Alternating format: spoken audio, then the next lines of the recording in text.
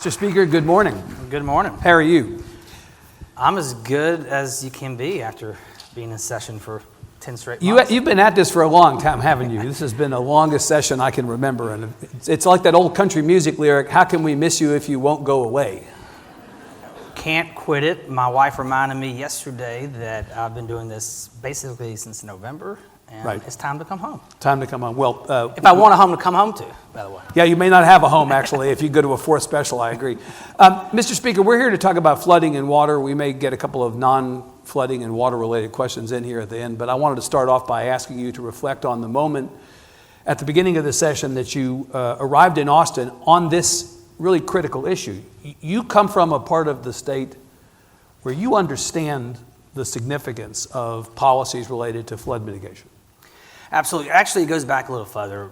I was very fortunate to be appointed to the Lower Nations Valley Authority Board of Directors 9 years before I ran for office. Way back when? Way back when. Yeah. I just turned 30 years old, and he appointed me to the board, and I was able, and I worked on water policy when I was a House staffer and a Senate staffer. Right. So I knew the issue, but spent 9 years on the board, was fortunate to be the president right before I ran for office. So I've always known and appreciated water supply and water coordination and how the state works and interacts together to have a sufficient, clean, and reliable supply of water. Right.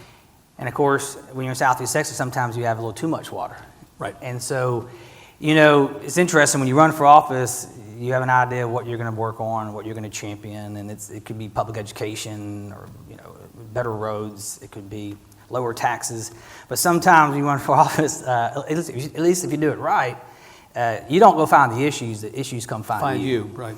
And, you know, it was obvious after Harvey and extremely obvious after Imelda that flooding is an issue that doesn't just impact Southeast Texas, but as I toured the state after 2019 to get Prop 8 passed, it affects everybody. Whether you're in Southeast Texas, where it takes 64.57 inches of rain in 72 hours to have that kind of flooding event, or where you're out in El Paso, where it takes 2 inches.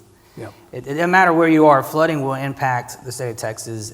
On any given day, 10% of us in the state, over 3 million, are subject to catastrophic flooding. And it's considered probably the number one expense going forward for Texans is flooding. And unlike most things in the state of Texas today, it isn't or shouldn't be political. Flooding doesn't care whether you're a Republican or a Democrat. It doesn't care what your property tax value is. It doesn't care what primary you voted in. Water goes where water wants to go. Yeah. And truthfully, you know, these storms are getting more intense. We know that. And we're pouring a lot of concrete these days. We're building a lot of roads. Yeah. A lot of development happening. And so we're gonna experience this more going forward. And so it was time for Texas to do something different. Yeah. Did the work of the 86, the stuff that you had your hands on as it related to creating a mechanism to fund some of this stuff, has that rolled forward in the way that you thought? I know people who don't necessarily agree with you politically in Houston who will say, actually, give the speaker credit, that legislation actually worked out well, funding has been equitable. As much as we may want to disagree with him on some things, hard to disagree with what he did on that. Absolutely. It was a bipartisan effort. It was both chambers agreed, Senator Perry as well, you know, it was instrumental in this effort. To me, for it to work, it had to work from the Panhandle all the way down to Southeast Texas. Right. I mean, my home sits 11 feet above sea level. So we don't have a lot of mitigation opportunities. We have to figure out what works for us, and it's totally different than what may work in the Panhandle. But again, water, it can be extremely catastrophic when you have too much of it, and it can be catastrophic when you don't have enough of it. Yeah. And we're used to the droughts, but we're not used to the flooding like we've seen over the last, I say, 4 to 6 years. So it was time to do something different. We were able to come in and pass several pieces of legislation in 2019, overwhelming support. You know, we had a constitutional amendment, overwhelming support across the board. So I'm glad that we moved the needle, and we have a new discussion now. Flood mitigation is now something the state of Texas will be involved in for generations to come. Now, I mentioned distribution of funds being equitable in the eyes of not just your fans, but also people who may not agree with you on some things. I want to ask you specifically about that. There's been a big conversation driven in part by a Texas Southern University professor, Dr. Bob Bullard, who is viewed as the dean of climate justice in the country, about whether the allocation of flooding relief funds are distributed to underserved communities sufficiently, given the fact that flooding impacts tend to disproportionately affect marginalized communities. Do you think about that? Did you think about that? Are we doing a good enough job of getting the money where the money needs to go? Without seeing his report, I don't know the gentleman, and I don't know what he said.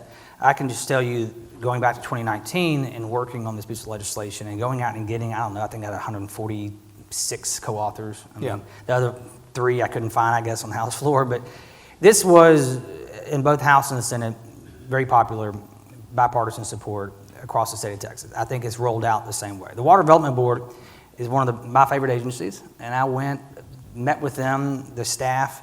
What's bizarre about it is that, the commissioners can't all be in the room at the same time, which I think is the most ridiculous thing on the planet. Like, they have to come in, and do their 15 minutes, and they leave. And if they cross each other in the hallway, they go to jail for an open meetings violation. It's just, we went through this with Uri, with the PUC. It's just so silly. We take it to an extreme.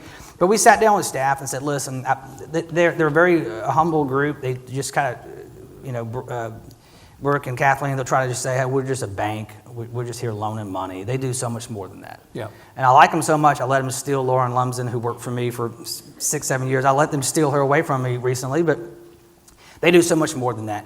And they've been doing it since 2007 in the flood world. But I wanted them to know that the legislature was going to task them with something very important. They're the only ones in the state that could do it, and that we were going to give them the resources, the financing, and the personnel to accomplish the job in the right way. But this had to be equitable. It had to. Rural Texas had a shot at it. Urban Texas had a shot at it. It didn't matter.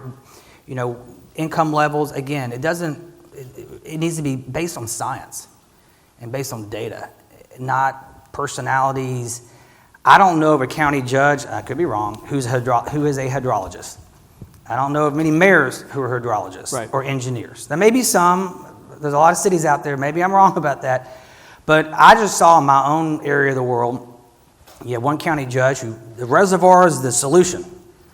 And it wasn't the solution. It was just that was his idea, right? And he didn't care where the water went after it left his county. And that wasn't the right way to do it. So it was all set up regionally. It was set up to be cooperative. And someone told me early on in this, for this to be successful, you have to have leadership, trust and cooperation, and resources. And I think the legislature provided all 3 of those, and the local government provided all 3 of those. The way the Water Development Board, to answer your question, I think the way they administered or committed the first $347 million is very thoughtful. Maybe this gentleman is referring to federal funds that came through the GLO, which I know is controversial. Well, as you know, the decision initially by the GLO not to distribute any funds to Harris County and Houston caused quite a stink, and ultimately they had to walk that back. I mean, I'm sure that what's been referred to is whether the money is legitimately following need. In your mind, at least as the byproducts of what you worked on last session go, the money is following need. Absolutely. I feel like the Water Development Board has done an excellent job. I cannot speak to the rules. There's a lot of HUD did this and GLO didn't do this and GLO didn't do that. There's a lot of finger pointing that's still going on about it. It's still going on, and believe it or not, I heard about it a little bit from some of my members from the Harris County delegation. I suspect. Well, I mean, anytime you get Dan Crenshaw and Lena Hidalgo on the same page, that's kind of an amazing thing, right? Truthfully, and Evan, looking back, Jefferson and Orange County didn't receive a lot of those funds either. No, you also were on the wrong end of that conversation as well. Absolutely. Yeah. So you mentioned science, Mr. Speaker. This has been a year of extreme weather, which obligates me as a journalist to ask you about climate change. Given the fact that we had a year in which we had flooding on a significant magnitude, I want to ask you about climate change. Do you think the state should include climate modeling in its planning and building, given the science on how storms are more powerful and carry more rain with a warming ocean? We're talking about flooding, but there's a predicate conversation, and it often relates back to climate science. What do you think about that? I would hope that some of that is being included. Yeah. I've just seen it in Southeast Texas. I can go back to my own zip code, and these storms are just different than they were 10 years ago. We are seeing, there's just more intense. The rainfall, I mean, it's not, I'm sure Senator Perry probably doesn't get 6 inches of rain in the afternoon like I get, but that's just like Tuesday for us. He probably killed to get 6 inches of rain, wouldn't you, on Tuesday, some days, right? But they're getting more and more intense, and whether I am a government graduate from the University of Texas, which got me a $600 a month job, by the way. I try to remind people of that. I don't know the science behind these storms. I don't know what's causing it, but I just know that when they hit, they are more intense than they were. I've been living in Southeast Texas on and off my entire life. Right. And the thought of 64.57 inches of rain in 72 hours, 20 years ago would have been, you just wouldn't have predicted it or thought about it. And by the way, that rain gauge in Nearville, Texas actually broke. We don't know really how much rain fell at that one particular location. Yep. It could have been an inch an hour. So what you're saying is something is going on. Something's going on, absolutely. In order for this to be different. So Catherine Hayhoe, who is an atmospheric scientist from Texas Tech University, Senator Perry knows very well, who last week at the Tribune Festival described climate change as it relates to flooding in Texas as a threat multiplier. What she said was, it takes every problem we're trying to fix and makes it worse. You'll acknowledge that climate change is right now making flooding worse in Texas. I would say that the modeling the Water Development Board has and their GIS and the way they're able to plug in data to show how extensive a flood could be down to the mailbox in a neighborhood. Yeah. I think they're able to predict, or not predict, they're able to show how catastrophic flooding has become over the last decade. Yeah. And it's probably going to get worse, not better. So what is causing that? I don't know. Yeah. But it's getting worse. And if anyone wants to challenge me on that, you're welcome to come down to Southeast Well, you Texas. know that it will come as no surprise to you that it's a political conversation. At all levels, it's a political conversation. Sure, but you know, I would anyone who doesn't think that these storms are getting more intense, they're welcome to come down at some point in time and rip sheetrock and carpet out of homes in Southeast Texas and tell those folks these storms aren't getting worse. Yeah. Do you think the unwillingness of people in politics sometimes to have an honest conversation about whatever it is that's causing this makes it difficult for us to do the work that we do? I could extrapolate that across every subject matter. Right, yeah, but I'm talking about this specific one. Sure, I think sometimes people will have their own idea as to what is causing these more intense storm activities, floods, hurricanes, droughts. This morning, today on the news, I saw that literally the western United States is getting drier and drier and going into a drought, and the eastern part of the United States is having record rainfall. Yeah. Record drought, record rainfall, right down the middle of the country. Something's going on. Something's up. I want to ask you about the cultural conversation around flooding in your part of the state, but not just in your part of the state. Often what you'll hear following one of these extreme weather incidents that results in flooding is, well, why don't people just leave? Why don't people just move, whether it's on the Gulf, if it's in Houston, on the coast? You represent an area where probably people have said at moments of extreme flood, well, you're just living in the wrong place. You ought to leave. What do you think about that? Well, let's point to the census data and says some have left. Yeah. There are areas of southern Jefferson County that have left. I will say that if all you folks want to pay $9 in gas, we can all leave. Right. But there's a petrochemical refining complex along not just not where I live, but all along the Texas Gulf Coast that right. If you think that's low-lying area and people need to leave, then that's fine. We can try to relocate some of the largest chemical and refining complexes. It's going to have an enormous effect on Texas and on the country. Yeah, and then in the current, I can't imagine the current administration permitting all that to be moved to, I don't know, Bastrop County, Austin. Yeah, right. We can put them here. Right. We can move Motiva, Total, ExxonMobil. I guess the question is whether Chevron, people... Phillips. We can put them all right next to, I don't know, Dell. We can, if that's what... But no, they are where they are. Yeah. And people work there. And they're hard workers. And they make a good living. And they're proud of where they are. And I could have said that about the Bastrop fires. Why don't y'all just all leave Bastrop? Just pick up and move. Pick up and move. It's so dry here. There's areas of the state where there aren't water, and they're like, well, there's a drought. We can't turn it off. But maybe you should just pick up and move. Yeah. We have to deal with this. I mean, it's a huge state. Right. It's very different. Every aspect, we all have our challenges, and I always remind people when it comes to TWIA, which is, I'll get off on that subject for a minute, but they don't want to help us out with our TWIA. But the number one insurance claim in the state of Texas for 16 straight years is tornadoes and DFW. Right. Why don't you just leave DFW and just avoid these tornadoes? Right. People only see it through their own perspective or their own lens. So to this point about what we do as an alternative to that, is there a proper balance to be struck between allowing development or allowing existing development in flood zones with the need to protect people from floods? 100%. And great question. And it goes back to kind of where I started in this whole path is when I went and met with the San Antonio River Authority because they were doing some really innovative and phenomenal things about flood mitigation on a regional basis, science-based, had great cooperation from all the political entities in Yeah. that area. And one of the things that I thought was really innovative that they did that we have not done here in Texas, and it'll be expensive, but it's really something the local governments need to consider, is when you go pull a building permit and you're going to say, I'm going to put 500 homes in this area, it is immediately updated to where if another developer comes in the next day and wants to put in 1,000 homes next to you, he knows or she knows that there's already a permit Yeah. for all this impervious cover. And they're going to build a retention pond for a 15-acre retention pond, and you're going to have to build a 30-acre. Maybe I can go together, figure out a cost-sharing basis and how to mitigate floods in this area. Because right now, especially, I'm going to just use Harris County as an example. It's kind of the wild, wild west. I mean, you don't know what's going in next to you until after the fact. And I'll use Mr. Caligari as an example. He came up to me after one of my speeches when I was doing my Prop 8 tour, and his family ranch that he lives on in the Katy area had never flooded before. And then it flooded 3 times in 18 months. And it was because of all the development. He was just surrounded by development. And I-10, I think I-10 is like 20 lanes from one side to the other now. It looks like, it's like the Chinese wall there. And it stops the flow of water. And that's another issue when you talk about how we're going to protect citizens moving forward and taxpayers. This discussion is not just the Water Development Board, it's not just local government, it's also TxDOT.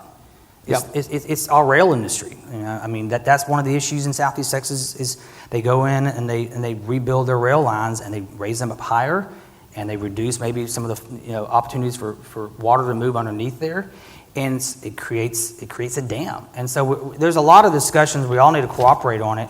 It's getting so much better. 2019 was a monumental year to bring people together and start sharing data.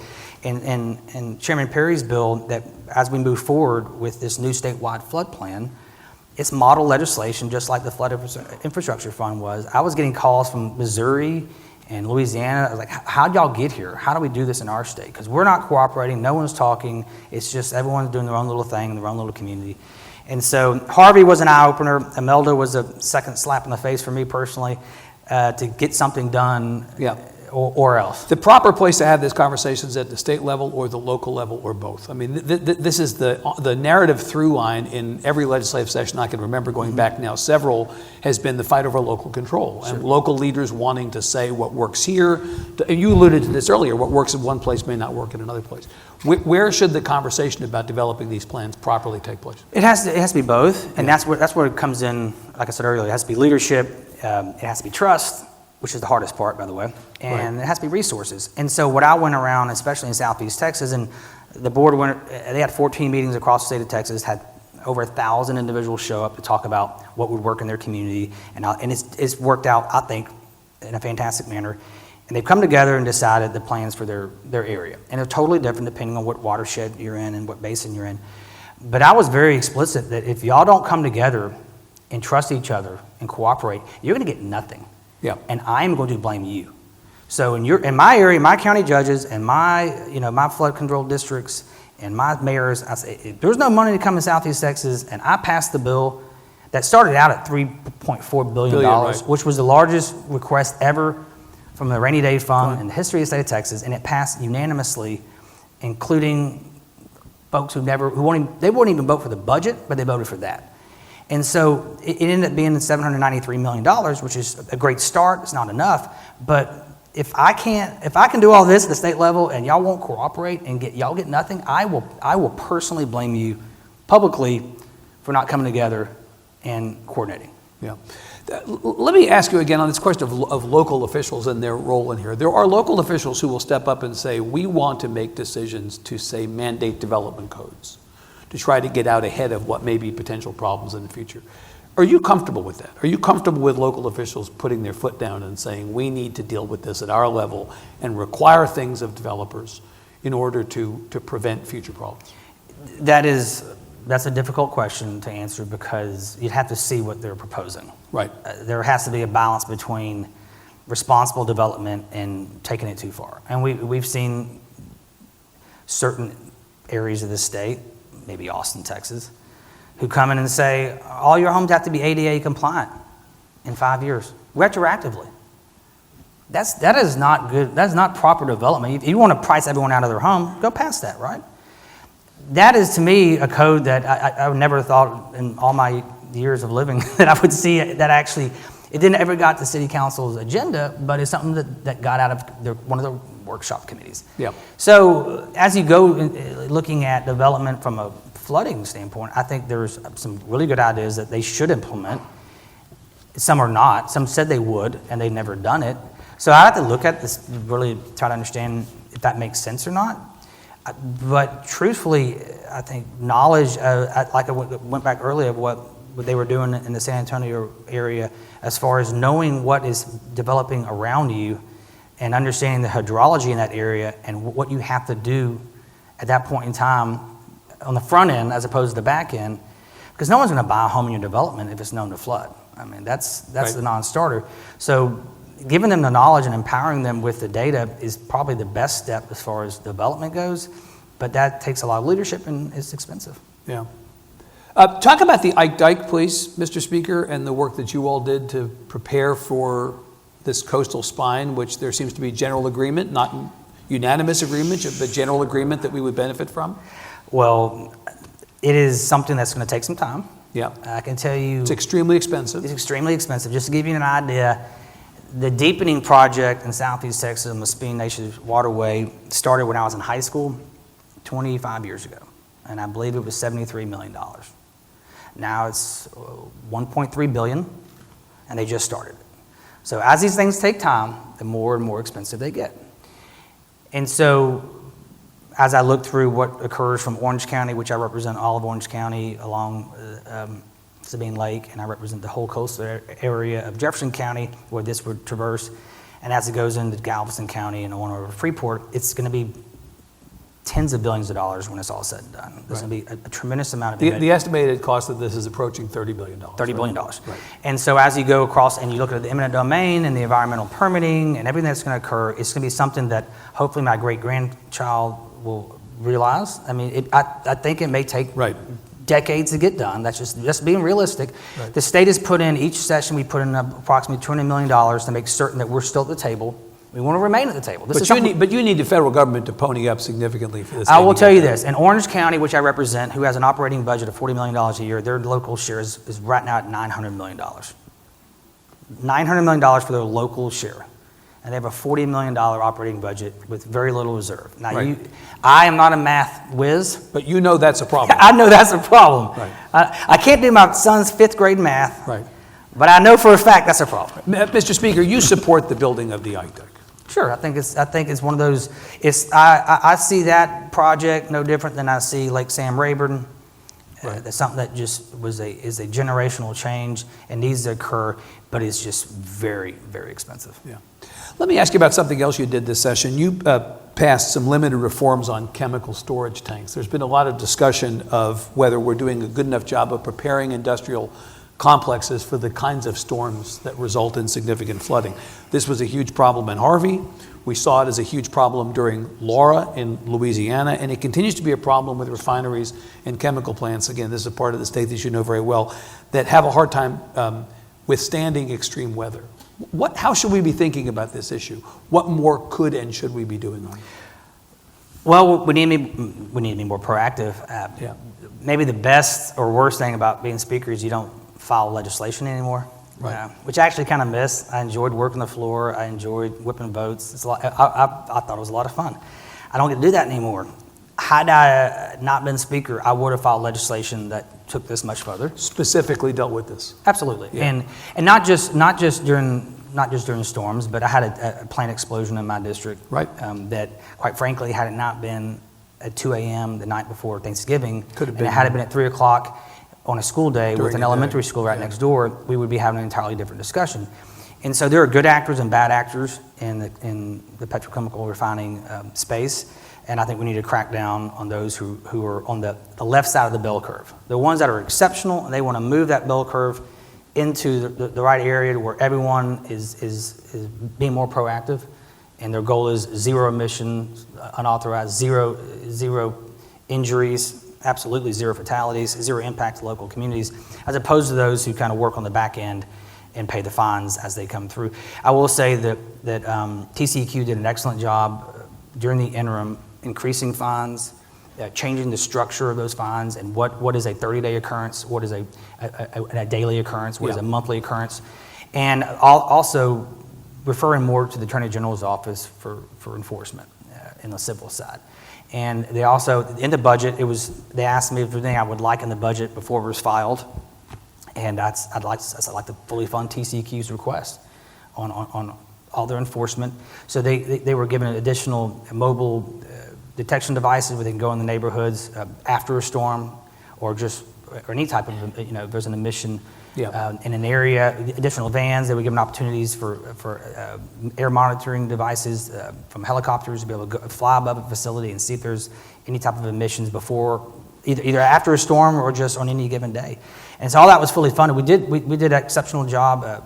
Mr. Wally worked with me on appropriations. We took it even a little bit further than. But of course, budget. Mr. Speaker, a lot of that sounds like it's after the fact that would be enforcement. I'm wondering if we should be requiring or requesting that things happen in advance, preparation in the event that such a storm occurs. It would take a lot of cooperation across the legislature. Right. There's going to be some serious pushback on any type of OSHA and OSHA type of department in Texas. You're looking at a lot of resources, a lot of personnel, maybe duplication of efforts. But to me, TCEQ's done an excellent job, this is what we've empowered them with. This session will allow them to be more proactive because they can now enter facilities, and now they fly above facilities before an incident occurs. In a similar vein, Mr. Speaker, before we go to questions from the audience, we had a big conversation about the degree to which we sufficiently addressed the electric reliability issues following the storm in February. We didn't just have a power problem in February, we had a water problem in February across the state. And if you don't have a sufficient power supply, you don't have a sufficient water supply. We also learned that. Did you, as it relates to water specifically, do enough to address this issue? I thought the legislature did as much as we could in the window in which we could do it. Yeah. This is a bigger issue it's going to take. I think by the time we really got back after Uri and looked at the impact on the state of Texas, we had maybe 10 days before bill filing deadline. Yeah.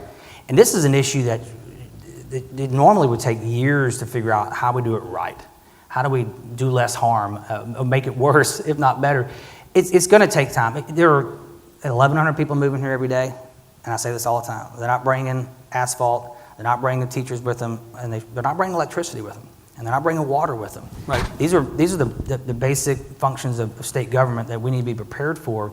And we had a very thoughtful discussion. I thought we took it as far as we could take it in a very short period of time we had. The PUC's done an exceptional job of reforming itself. ERCOT is being completely turned upside down. And as a former chair of state affairs, I can tell you it is such a complex subject matter. Yeah. The whole grid, it is more complex than you can ever imagine. There's no simple, easy fix that's not going to cost tens of billions of dollars. I will stipulate, Mr. Speaker, that you were caught off guard by this and that you had, although there was that storm 10 years ago, so maybe we shouldn't have all been caught off guard as much by it. Mm-hmm. I will also agree with you that you had very little time in which to deal with it. I will also say that the governor and others have said we did everything we needed to do, everything is good. That was the message we got after the session. I'm just wondering if really we think now we have the fixes in place necessary. I listened to the Senate Business and Commerce Committee hearing yesterday in which senators were shocked to discover that there was gambling going on in Casablanca. They said, well, why haven't these plants weatherized? Well, it's because you all voted for a loophole. You guys who were complaining about this voted for a loophole that allowed these providers not to weatherize on the timetable that you're complaining they didn't weatherize on. Have we really done everything that we could have done in your mind? Are we really as good as we're being told we are? We can always do more, whether it's securing the grid and making sure we have reliable electricity, reliable water, whether it's flood mitigation, we can always do more. And as the state grows and grows, and things become more developed in our urban communities especially, absolutely we can always do more. And I can say I thought the House and Senate did as much as we could in a short period of time. We could do it. And I will also say that I live in an area last year where I lost power 5 times. Right. Mother Nature happens. You're not just the speaker, you're a homeowner. I'm a homeowner, and I can tell you I lost power for 3 days, right. And it wasn't even a major event. A little squall came through. knocked over a major trunk line, which you can't go down to Home Depot and buy. Right. So it took 72 hours to get my power back on, and it was just like a normal day. It was just, so I just live in an area where I'm used to losing power. It's not the end of the world. So as a home, since all of us are, many of us are homeowners, or at least all residents, only you are speaker, do you feel as a resident that the state has done enough? Do you have confidence when you go home that the state has done enough? Well, just for the record, I live in MISO, so I don't live in ERCOT. So I actually live in a different grid where, again, it goes all the way to Canada. Yeah. So I live in that little sliver that goes from Sabine Pass, Texas, all the way up to Canada. But so don't you have sympathy for the rest of us? I do. And I would say, y'all have sympathy for me when I go home tomorrow and I don't We have all power. can't be mooching off of Canada, Mr. Yeah. Speaker. Well, it is again, you can't build generation overnight. You have the right incentives to build generation. There's a permitting. Yeah. It is a $1 billion fix that's going to require state and the private sector to cooperate on. And we're going to get there. It just takes a little time. And I am very sympathetic. I think people lost electricity last night with that storm that blew through here. It's just Mother Nature happens. You cannot prepare for it. You can't engineer around it all the time. Like Harvey, you can't engineer. You cannot engineer around 70 inches of rain in 3 days. It doesn't work that way. You do the best you can with what you have. And Uri was one of those storms that hopefully we see every 100 years. But who's to say we won't see it 4 years from now? If we've learned anything in the last 18 months or 19 months is that you can't predict anything these days, right? One of the biggest failures in that winter storm, in my opinion, was the communication. Yeah. And there was no excuse for it. And whether or not we've gone to that next catastrophe, but the fact that there was so little communication between generation and natural gas and the state entities, it was just astonishing that was such a colossal failure. Bad time to have to discover that, too. Yes, sir. Yep. So we have 2 microphones in the audience. We're happy to welcome you into the conversation. Speaker has got to leave sharp at 11:40 because he has to be at the Capitol, but I've promised to take at least a couple of your questions if we can. Gentleman over there and then the woman over here, please. Good morning, Mr. Speaker. Thanks for your time today and your service to our great state. My name is Alan Black, and I'm the director of the Harris County Flood Control District down in Houston. And this year, the FEMA BRIC program awarded $500 million nationwide for mitigation projects. The state of Texas was largely shut out, in large part because of commercial and residential building codes. FEMA BRIC emphasizes the adoption of 2018 codes, and our codes are around 2008. Yep. There's $1 billion to be awarded next year through the program. Is there a chance that this is on the legislature's radar and something can be done about it? Are you aware of this, Mr. Speaker? I'm not. So when you say building codes, are statewide building codes or? Yes, Mr. Speaker. The state adoption of commercial and residential building codes. It is not. I'm in commercial real estate, so I adhere to whatever code that local entity requires me to adhere to. Those typically on a 3-year or 5-year rotating basis, and that's my knowledge of the building codes. And because I went through this with some building product bill that was very controversial. Lauren's laughing. We got a lot of phone calls over it. But as someone who's dealt with FEMA a lot over the years with hurricanes, sometimes their requests are reasonable and sometimes they're not. I'll go over this ARPA funding that everyone, I believe on the Senate side alone, they had $1.7 trillion in requests from the ARPA funds, and there's only $16.7 billion. It's a little bit more than what you have available, right? Exactly. Yeah. And half of which is probably spoken for just 2 major issues. But I can just tell you, when it comes to FEMA, I'd be very cautious about those opportunities. I've had a county I represent in a county that's next to my district did not dot every I and cross every T, and they came back after the fact and took every dollar back, plus penalty and plus interest. And they'll do the same on the ARPA funds if we're not following those Gotta follow the rules. federal guidelines to 100%. I'll be happy to discuss this more. I'm not familiar with the 08 code versus now, but there's always federal dollars. I'd be very careful how you approach those because of the strings that are attached to them. Thank you. Let's get another question in over here, ma'am. You can just use your outside voice if you want. Yes, sir. Sarah Schlesinger, Texas Water Foundation. Mr. Speaker, thank you for being a water champion. The question is, what do you think our chances are of having any Merkel funds come to water? Well, great question. I'm sure there's been some of the $1.7 trillion in the Senate has been, listen, I think I think the legislature, if not this session or this special session or next session, we have to have a serious talk about infrastructure in general. I think we're at that point where this state has grown so fast in such a short period of time and continues to do so. Right. Whether it's flooding, whether it's transportation, whether it's broadband, which is another great use for ARPA funds, obviously.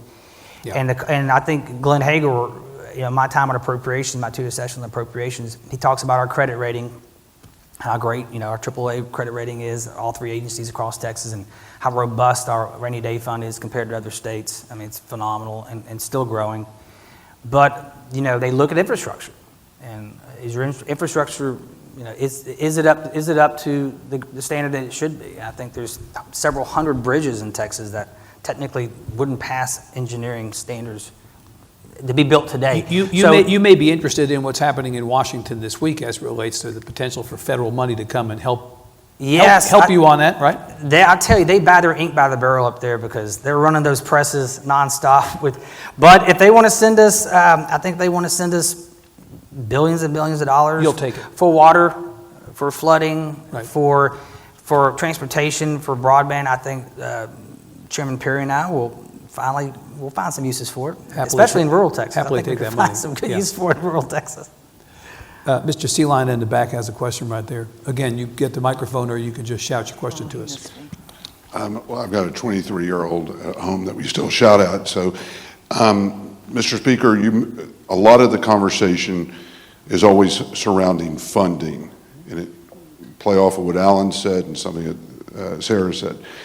There's $1.3 trillion of reinsurance funding that will be available next year because it's coming off of 25 years worth of bonds that mature. There's $550 billion of existing federal funding already in the pipeline, and there's $12 trillion of generational wealth that's moving from one hand to the other. It isn't a capital issue. It seems to be the ability for us to create public-private partnerships, or what we're calling P4s, private philanthropic public partnerships. The state has a wonderful mechanism for doing P3s, but they have primarily been focused on toll roads. Any thoughts on what we can do with you to unleash these trillions of dollars that are out there to do this type of flood and risk mitigation? With respect to your time, I just want to... Sure, and I appreciate that. Obviously, any new opportunities, especially innovative opportunities to leverage the private sector with the public sector would be ideal. I'd caution using the word toll road in the legislature. For some reason, people have this huge... I don't have a toll road in Southeast Texas. People do get triggered when they hear that, don't they? Yeah, toll road, and all of a sudden, I had an amendment on a bill that would keep the discussion open for toll roads in 2017. You thought I was trying to change the state motto. People lost their mind on toll roads, but in some areas of the state, those partnerships have not been ideal, and they've been abused. And so as we look forward, whether it's water supply or flood mitigation, I think we just have to have that narrative that this is what's best for taxpayers and this was best for development going forward. But Richard, I'd be happy to discuss this more. We've talked about it in the past, and as we finally have an interim, we haven't had an interim in, 3.5 years. We have not had these thoughtful, impactful debates at the Capitol in a committee hearing when we're not in session. So I think this is a prime opportunity. COVID had a lot to do with that, obviously, and this pandemic, and now with all these specials, we have not been able to have those discussions. I'll be convinced you're going to have an interim when you actually gavel out. Until then, I'm just assuming you're going to stay here forever. Well, we may pass some maps soon and go home because, again, I like sleeping in my bed, not my garage. You want to make a little bit of news? The House map on redistricting will be out. Between you and me, maybe tomorrow morning. But only between him and me. None of you actually heard that, right? It'll be out very soon. Right. It's in constant flux, as you know.